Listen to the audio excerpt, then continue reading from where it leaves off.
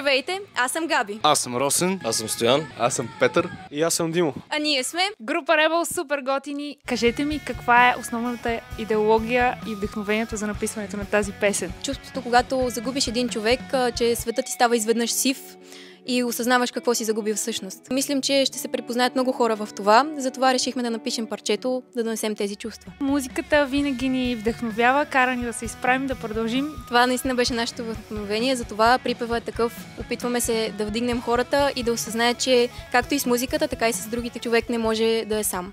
Кога се събрахте като група? В този състав сме от 2022 година. Всички мъже в групата са софиянци, а Габи...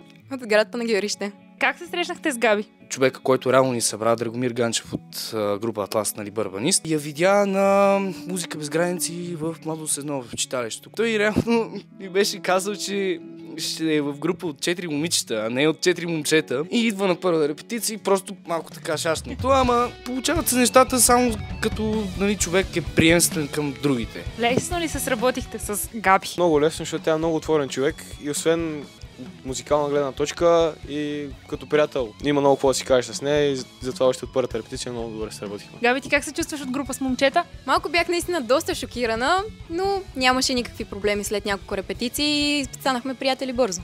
Вярвате ли в развитието на музикална кариера в България? Да, има път, има начин да се развиеш. Просто трябва да имаш силно желание и да не слушаш другите хора, какво ти говорят. Трябва да следваш това, което искаш и ще се получи. Точно такива фондации дават много добра възможност за моите музиканти да се развиват и да имат желание да правят нова музика. Rebels!